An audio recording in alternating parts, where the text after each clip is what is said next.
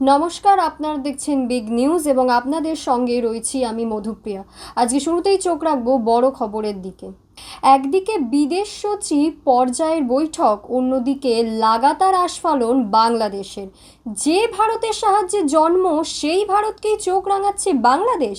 বাংলাদেশের মৌলবাদীদের ভারতের বিরুদ্ধে উন্মত্ত যুদ্ধজিগির। ইউনূস জামানায় বাংলাদেশের মৌলবাদীদের তীব্র ভারত বিদ্বেষ। কেউ বলছে কলকাতা দখল করবে, কারো দাবি বাংলা, বিহার, উড়িষ্যা।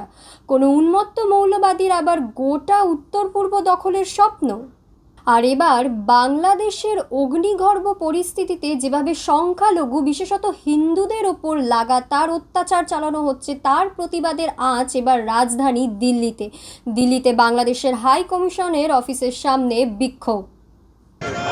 भारत माता की जय।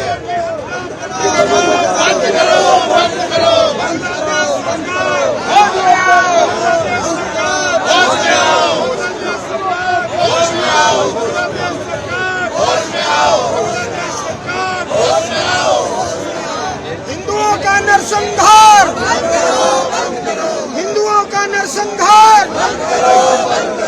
हिंदुओं का नरसंहार। इस्कॉन संतों को रिहा करो, इस्कॉन संतों को रिहा करो, इस्कॉन संतों को रिहा करो। অন্যদিকে সোমবার সুপ্রিম কোর্টে ফের আরজিকর মামলার শুনানি। মাঝে পেরিয়ে গেছে একটা মাস। 7ই নভেম্বরের পর আজ ফের শীর্ষ আদালতে উঠবে আরজিকর মামলা। গত 9ই আগস্ট আরজিকর মেডিকেল হাসপাতালে তরুণী চিকিৎসককে নির্মমভাবে ধর্ষণ ও হত্যা করা হয় তারই কর্মক্ষেত্রে, এবং আমরা দেখেছি তারপরই বিচারের দাবিতে নেমেছে চিকিৎসক থেকে সাধারণ মানুষ ও নাগরিক সমাজ।